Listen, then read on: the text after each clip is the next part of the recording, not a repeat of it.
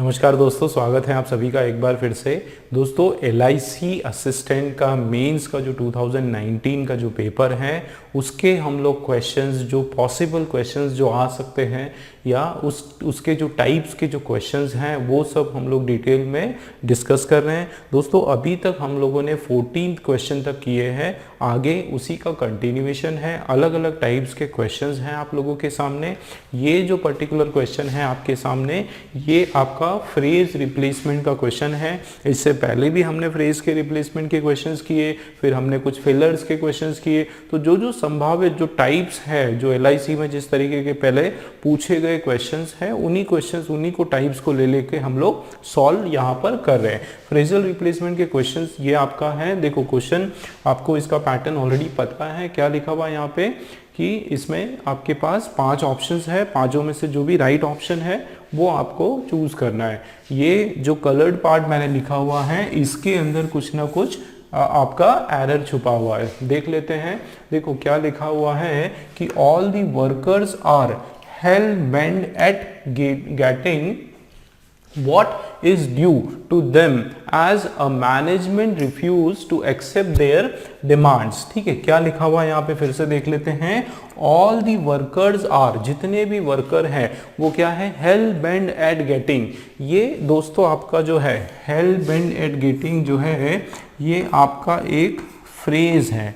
क्या है ये आपका एक फ्रेज है, इसको आप बोल सकते हो एक मुहावरा। ये आपका जो है एक मुहावरा है और इस मुहावरे में कुछ एरर है। सबसे पहले तो मैं आपको बता दूं, आपको इसका पता होना चाहिए, हेल बेंड एट गेटिंग नहीं होता है, हेल बेंड अपॉन गेटिंग होता है। तो यहाँ पे जो आपका जो एरर है वो इसके अंदर आपका एरर आ गया।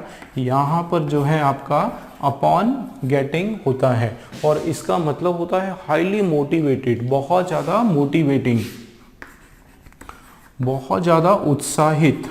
ठीक है, इस सेंस में इसका मीनिंग आता है।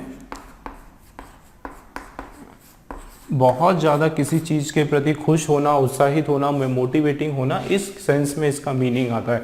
अब आप देखो कि ऑल दी वर्कर्स, जितने भी वर्कर्स थे वो क्या हो गए, बहुत ज़्यादा एक्साइटेड हो गए। ये मुहावरा यूज़ किया कि हेल बेंड अपॉन गेटिंग हो गया। क्या, क्यों एक्साइटमेंट हो गया? What is due to them as a management refuse to accept their demands. तो यहाँ पे जो उत्साहित होना, अब ये उत्साहित होना आप उग्र होने के सेंस से भी इसको ले सकते हो, है ना। नेगेटिव मोटिवेशन भी हो सकता है, ये आपका जो है पॉजिटिव मोटिवेशन भी हो सकता है। तो एक तो उत्साहित, दूसरा इसका जो मीनिंग है वो उग्र होना, भड़काऊ होना, एकदम भड़क जाना, उस सेंस में मीनिंग निकल के आ रहा है। तो यहाँ पे जो है ये नेगेटिव सेंस में मीनिंग आ रहा है कि ऑल दी वर्कर जो है वो hell bent at getting what is due to them as, मतलब जब उनको ये नहीं, उसको पता चला कि मैनेजमेंट को जो उनको जो देना था या उनका जो बकाया था या उनकी जो भी मांगे थी वो पूरी नहीं हुई, तो उसके कारण क्या हुआ कि सब लोग जो है बहुत ज़्यादा भड़क गए,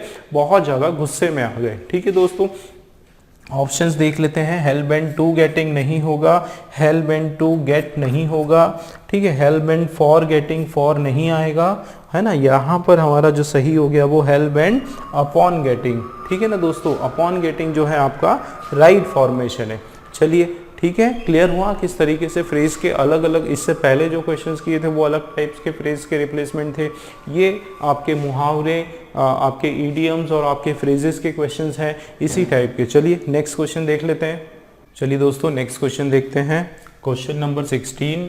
देखो इसमें क्या लिखा है, if the room had been brighter I would have been able to read for a while before bad time. क्या मीनिंग निकल के आ रहा है कि यदि, देखो ये यदि हमारा आ गया, मतलब आपका इसके बाद जो सेंटेंस है वो क्या होने वाला है, वो आपका कंडीशनल सेंटेंस होने वाला है। ठीक है ना।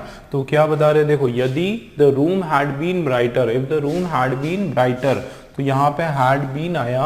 ठीक है, मतलब ये आपका वर्ब का थर्ड फॉर्म है, परफेक्ट टेंस में आपका सेंटेंस है। तो अगर ये रूम जो है वो ब्राइट होगा या होता रहेगा, I would have been able to read for a while before bed time, कि मैं जो है वो क्या कर पाऊंगा, मैं पढ़ पाऊंगा, है ना, फॉर अ वाइल, थोड़ी देर के लिए। फॉर अ वाइल आपका जो है एक फ्रेज हो गया, इसका मतलब होता है कुछ समय के लिए। फॉर अ वाइल का क्या मतलब होता है?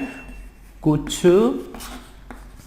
समय के लिए, ठीक है। तो ये इसका फॉर अ वाइल का मीनिंग हो गया। तो क्या बोल रहे हैं वो कि मैं जो है कुछ समय के लिए सोने से पहले जो है, बिफोर बेड टाइम, सोने से पहले मैं कुछ समय के लिए उसको पढ़ पाऊंगा। तो यहाँ पे दोस्तों ऐसा लग रहा है इसमें कोई एरर नहीं है, क्योंकि कंडीशनल सेंटेंस में हम लोग परफेक्ट टेंस में ही लिखते हैं।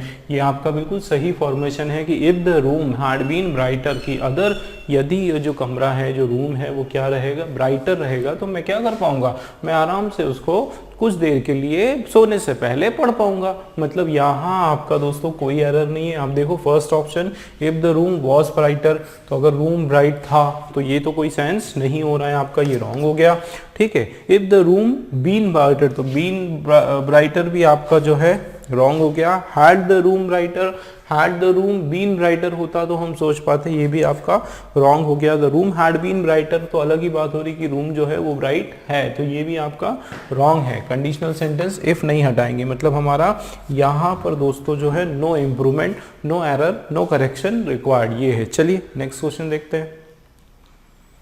नेक्स्ट क्वेश्चन आप लोगों के सामने है दोस्तों। 17 क्वेश्चन देखो क्या है। ही could not look anything in the dark room, क्या मीनिंग निकल के आ रहा है इसका कि ही could not look anything in the dark room. देखो यहाँ पे ही कुड नॉट लुक, लुक के अंदर यहाँ पे हमको चेंज करना है दोस्तों। ये जो सारे आपके ऑप्शंस हैं, ये सब के सब आपके जो है फ्रेजल वर्ब्स हैं। क्या है? ये सारे आपके फ्रेजल वर्ब्स हैं दोस्तों। फ्रेजल वर्ब्स ऐसे वर्ब्स होते हैं जिसमें क्या होता है कि जो सेकंड वाला जो वर्ड है, मतलब जैसे ये लुक है, दूसरा फॉर है, तो लुक केवल अकेला अगर मैं लुक लिखता हूं तो उसका मीनिंग कुछ और निकल के आता है, लेकिन लुक फॉर जो है उसका मीनिंग कुछ और निकल के आता है।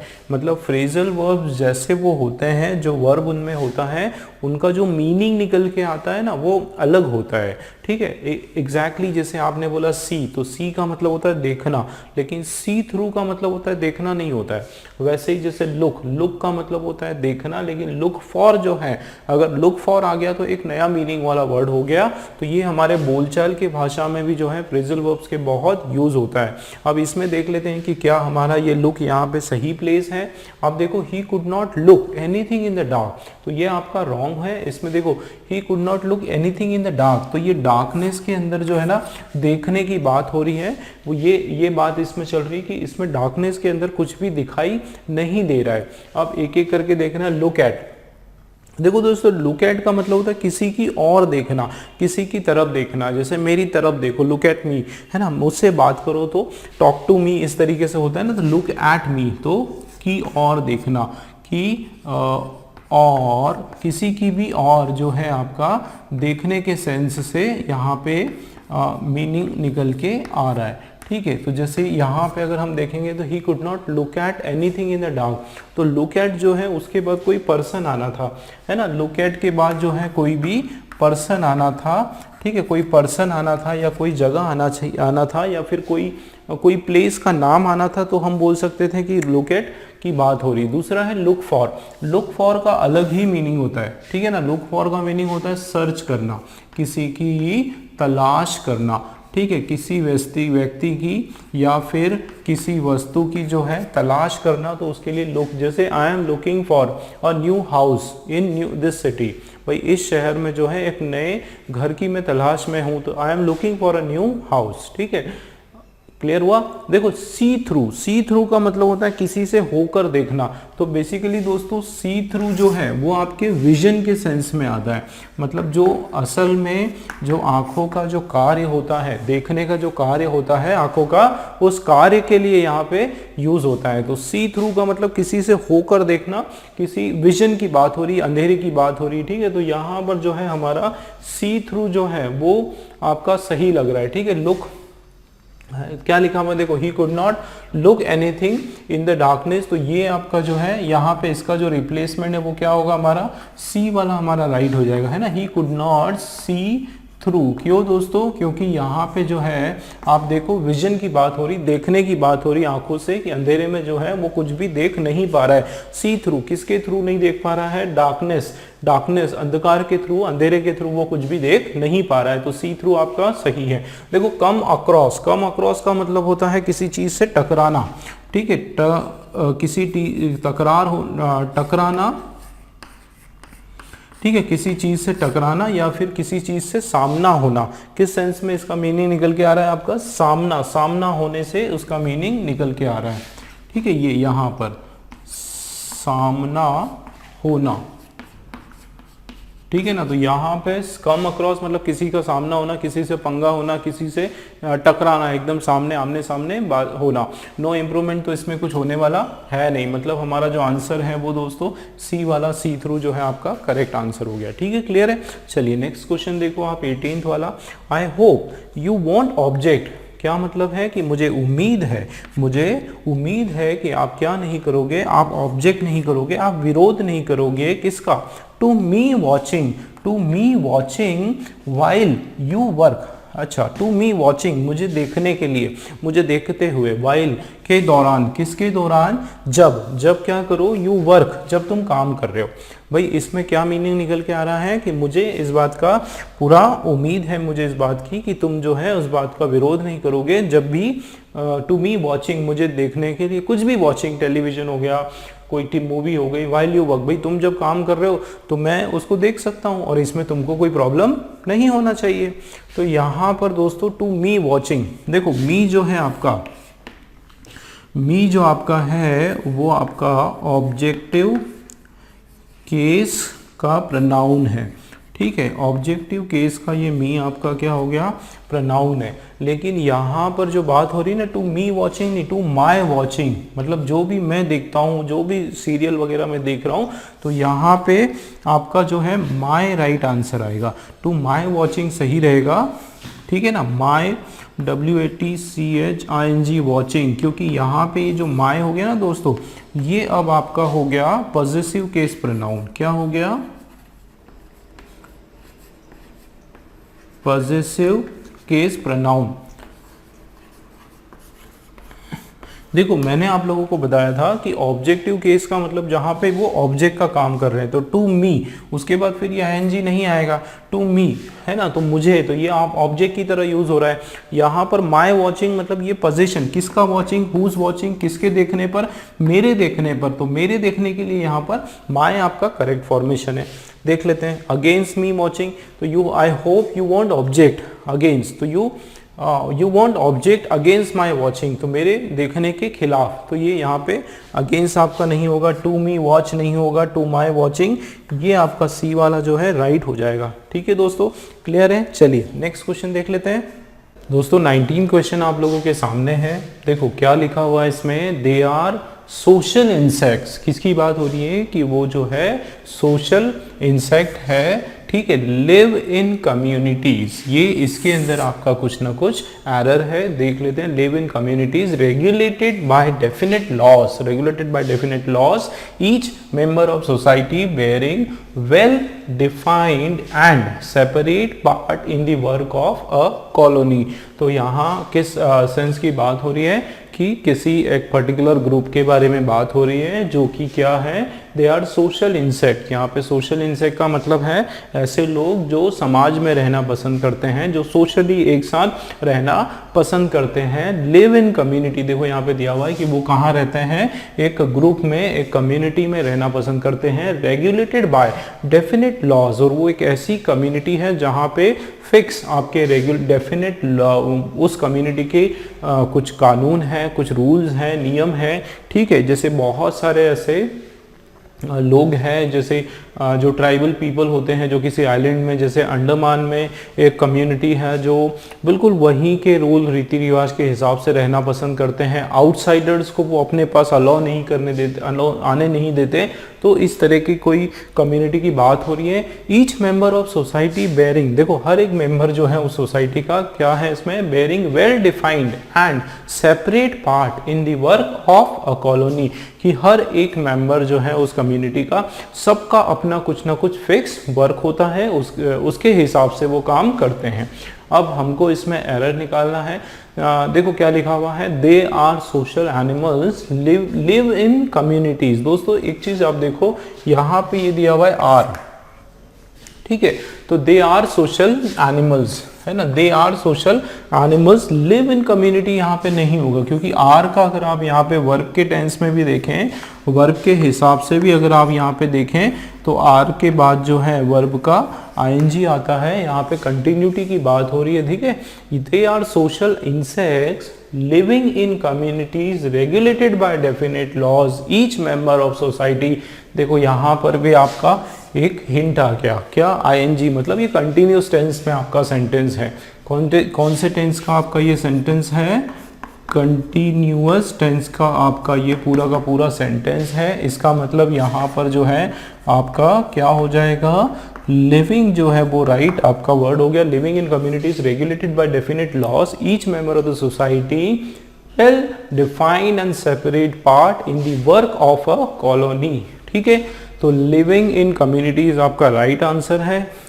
हु आर लिविंग की यहाँ पे जरूरत नहीं है, क्योंकि दे आपका सब्जेक्ट है, यहाँ पर कॉमा लगा हुआ है, कॉमा ने जो है, देखो दे आर सोशल इंसेक्ट, एक तो वो सोशल इंसेक्ट है, साथ में वो रह रहे हैं, वो कहाँ पर रह रहे हैं, कम्युनिटीज में रह रहे हैं, फिर वापस से आपका कॉमा, रेगुलेटेड जो कि डेफिनेट लॉस, तो कॉमा से सारे सेंटेंस आपके जुड़े हुए हैं, यहाँ पे हु की जरूरत नहीं है, this is not required, this is the correct option, living in communities, and which leave is not the options, ठीक है, क्लियर है। ये हमारा नेक्स्ट क्वेश्चन देख लेते हैं, चलिए दोस्तों नेक्स्ट क्वेश्चन देख लेते हैं। 20th वाला क्वेश्चन आपके सामने है, एज रोहित डाइव्ड ऑफ, ठीक है, the spring board, he was horrified to see that the water was drained from pool the night before। क्या मीनिंग इसका निकल के आ रहा है, आप देखो कि एज रोहित डाइव्ड ऑफ, मतलब जैसे ही रोहित ने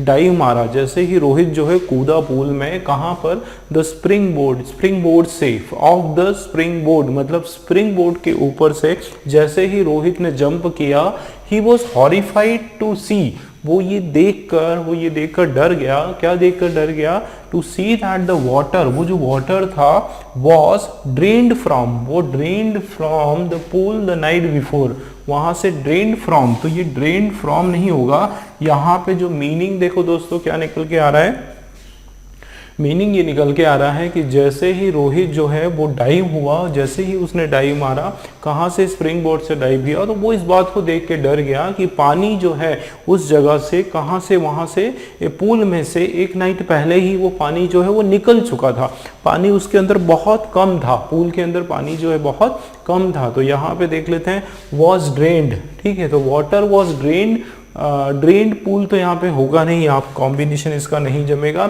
water was drained, water had drained off, तो वाटर हैड ड्रेन, वाटर जो है वो ड्रेन्ड हो चुका था, तो वाटर ड्रेन नहीं हो चुका था, water had been drained off, मतलब वाटर को दोस्तों निकाला जा चुका था, हैड बीन ड्रेन्ड ऑफ का मतलब होता है वाटर जो है उसको वहाँ उस पूल से निकाला जा चुका था। तो यहाँ पर जो सेंस आ रहा है ना आपका, निकालने के सेंस से आ रहा है। क्या मतलब निकल के आ रहा है कि जैसे ही रोहित डाइव किया स्प्रिंग बोर्ड से, वो ये देखकर डर गया कि उसके अंदर पूल में तो कोई पानी था ही नहीं, पानी तो पहले ही किसी ने निकाल लिया था, किसी के द्वारा पानी निकाल लिया गया था।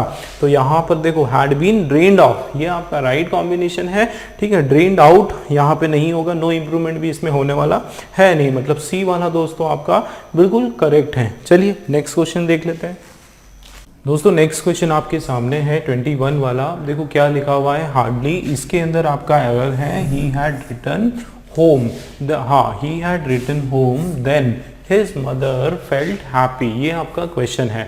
देखो दोस्तों हार्डली का पहले मैं आपको बता देता हूँ, इसका मीनिंग तो आप क्लियर है आपको कि हार्डली, देखो मीनिंग आपको बता देता हूँ कि hardly he had returned home then his mother felt happy, कि वो घर पर आया ही नहीं था कि उसकी मम्मी जो है एकदम खुश हो गई। मतलब इसका क्या निकल के आ रहा है कि जैसे ही वो घर पर आया उसकी मम्मी बहुत खुश हुई, मतलब वो घर के बाहर ही था और उसको देखकर उसकी जो माता जी हैं वो बहुत प्रसन्न हो गई, है ना। तो हार्डली का ये सेंस आ रहा है। अब हार्डली का थोड़ा सा हम लोग यूज देख लेते हैं दोस्तों। ये जो हार्डली आपका वर्ड है, इसको आप लोग एज एन एडजेक्टिव भी यूज कर सकते हो, ठीक है ना। हार्डली को जो है आप लोग एज एन एडजेक्टिव हम लोग इसको यूज कर सकते हैं, या फिर हम लोग हार्डली को जो है किस तरीके से यूज करते हैं, कंजंक्शन की तरह इसको यूज करते हैं। दोस्तों इसका एक फॉर्मूला है कंजंक्शन,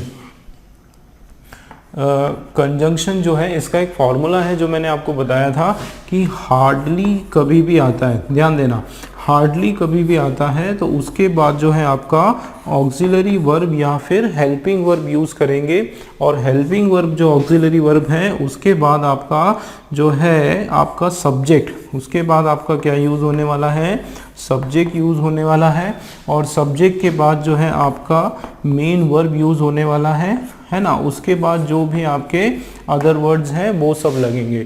और अगर ये कंटिन्यू में और भी आगे कुछ जैसे एक दूसरा सबऑर्डिनेट कोई क्लॉज लग रहा है तो उस सबऑर्डिनेट क्लॉज को हम लोग ज्वाइन करने के लिए व्हेन लगाएंगे। ये हार्डली का कंसेप्ट है, ठीक है। अब यहाँ पर हम देखें तो क्या लिखा हुआ है कि hardly he had return home then, तो यहाँ पे ये आपका जम नहीं रहा है, देखो हार्डली के बाद ही हैड नहीं होगा, हैड ही हो जाएगा, मतलब आपका ये हार्डली हैड ऑक्सिलरी वर्ब पहले हो जाएगा, देखो हार्डली हैड ही, और ये मेन वर्ब का जो है मेन ज्यादातर जो है मेन वर्ब का आपका थर्ड फॉर्म आने वाला है। तो क्या हो गया, देखो hardly had he return home then, तो ये देन भी आपका जो है रॉन्ग हो गया, इसके बदले जो है आपका दोस्तों व्हेन आने वाला है। बिल्कुल आपको ये याद रखना पड़ेगा, ये स्ट्रक्चर हार्डली का बहुत इंपॉर्टेंट ये आपका रूल है, ठीक है ना।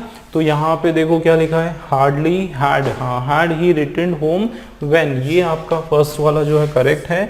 सेकंड देखो आप हार्डली ही हैड, ही और हैड नहीं होगा, ये आपका रॉन्ग हो गया। हार्डली डिड ही यहाँ पे नहीं होने वाला है, हार्डली डिड ही रिटर्न, ये भी आपके रॉन्ग हो गए, मतलब फर्स्ट वाला आपका रूल के हिसाब से बिल्कुल करेक्ट है। Hardly had he return home when his mother felt very happy, ठीक है, क्लियर है। चलिए नेक्स्ट देख लेते हैं।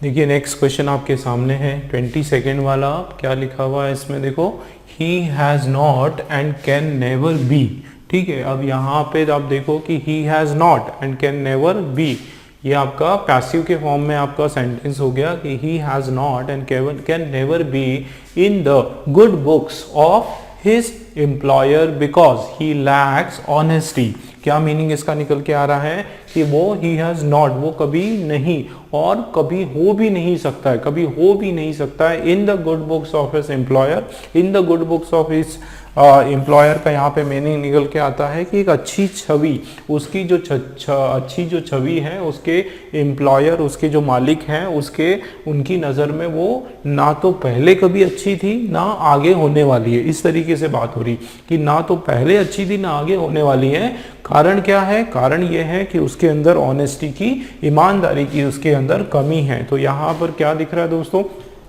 ऑप्शन से पहले ही हम लोग देख लेते हैं क्या होना चाहिए। तो ही हैज़ नॉट डैश, एक खालीपन लग रहा है कि ही हैज़ नॉट बीन आने वाला है। क्या आने वाला है यहाँ पे, he has not been and can never be, है ना तो उसके पास पहले कभी थी, है ना, इस तरीके से। तो ना तो कभी उसके पास पहले कभी थी और ना आगे भी कभी उसके पास होने वाली है। वो क्या नहीं होने वाला है, गुड बुक्स, वो कभी भी उसमें नहीं आने वाला है। किसमें, good books of his employer, मतलब उसके एम्प्लॉयर की नज़र में वो कभी अच्छा नहीं बनने वाला है। उसका कारण क्या है, क्योंकि उसके अंदर जो है ईमानदारी की कमी है, ठीक। अब ऑप्शन देखो, he has not and can not be, तो he has not and can not be in the goods, तो कैन नॉट का यहाँ पे सेंस नहीं। He has not and can never been, तो यहाँ पर बीन नहीं होगा, नेवर के साथ बी आ गया। ही हैज़, ये आ गया देखो, ही क्या लिखा हुआ है, he has not been and can never be in the good books of his employer because he lack honesty. C वाला दोस्तों आपका बिल्कुल करेक्ट है। Is not, can not be, ये सब बाकी कुछ भी नहीं आना है। मैंने क्या बताया दोस्तों, आप लोग को ऑप्शन के पहले ही आपको डिसाइड होना है, आपको निर्णय कर लेना है कि गड़बड़ कहाँ पर है, कहाँ पर एरर है। बहुत आसानी से फिर आप कर पाओगे, क्योंकि अगर ऑप्शंस में जाओगे आपको सारे के सारे ऑप्शन सही लगने वाले हैं। इसलिए दोस्तों पहले से आपको श्योरिटी होना चाहिए, पहले आप ट्राई करो कि इसमें एरर क्या है, मैं क्या क्या सही क्या रॉन्ग हो सकता है, ठीक है। चलिए नेक्स्ट क्वेश्चन देखते हैं दोस्तों। नेक्स्ट क्वेश्चन देख लेते हैं। देखो क्वेश्चन नंबर 23 आप लोगों के सामने है। The reason why he wrote this letter was because he he could not contact him over the phone। देखो क्या मीनिंग निकल के आ रहा है इसमें, the reason, यहाँ पे जो कारण है, ठीक है, तो वो कारण है, वो क्या कारण है, why he wrote these letters, ठीक है, why he wrote these letters was because, वो क्या है, was because he could not contact him over the phone। क्या मीनिंग निकल के आ रहा है कि उसका उस जो पत्र लिखने का जो कारण है, ये सब जो पत्र हैं उनको लिखने का उसका जो कारण है वो ये कारण है क्योंकि जो है वो फोन पर उनसे कांटेक्ट नहीं कर पाया, ये उसका मीनिंग निकल के आ रहा है। अब आप देखो ए वाला हमारा ऑप्शन क्या है कि why he wrote these letters was because of, है ना, why he wrote these letters was because of। दूसरा है for which he wrote these letters। तीसरा है why he wrote these letters was that। Fourth वाला हमारा है why did he write these letters was that no improvement। ठीक है, अब इसमें आप देखो दोस्तों, इसमें क्या हो रहा है कि एक तो आपका यहाँ पे रीजन है, ये जो कारण है why he wrote these letters was because of, तो यहाँ पे आपका कारण भी आ रहा है और यहाँ पर आपका because आ रहा है। तो दोस्तों एक चीज आप याद रखो कि एक ही सेंटेंस में आपका रीजन भी लिखा हुआ है, ठीक है ना, दूसरे और उसके साथ साथ जो है बिकॉज लिखा हुआ है। तो ये जो रीजन और बिकॉज दोनों का मीनिंग जो है वो क्या आता होता है, वो सेम होता है। रीजन और बिकॉज का मीनिंग सेम ही होता है। इसका मतलब है देखो, reason why he has not wrote this letter was that होना चाहिए, क्या होना चाहिए, दैट होना चाहिए, क्योंकि रीजन और बिकॉज तो एक ही हो जाता है। अगर आपको दूसरे वाला जो सेंटेंस है वो ज्वाइन करना है तो रीजन के बाद क्या आ जाएगा,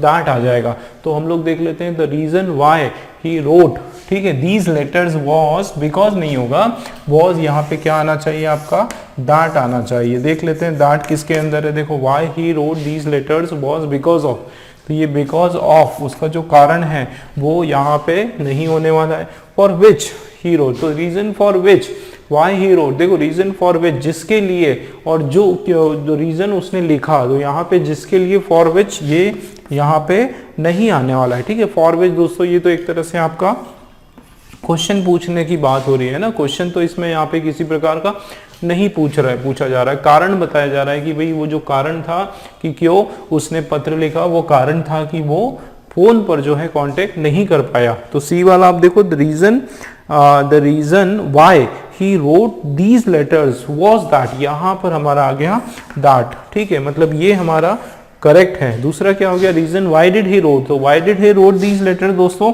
ये तो आपका एक तरह से प्रश्न हो गया, तो यहाँ पर जो है किसी प्रकार के प्रश्न पूछने की बात नहीं हो रहा है कि why did he wrote these letters was that, तो यहाँ पे कोई क्वेश्चन फॉर्म में आपका ये कॉम्बिनेशन नहीं है, मतलब आपका डी बाकी सारे रॉन्ग, आपका जो है सी वाला करेक्ट है, why he wrote these letter was that. ठीक है दोस्तों, कभी भी रीजन आता है उसके बाद आपको दैट लगाना है, बस इतना आप याद रखें। चलिए नेक्स्ट क्वेश्चन देखते हैं।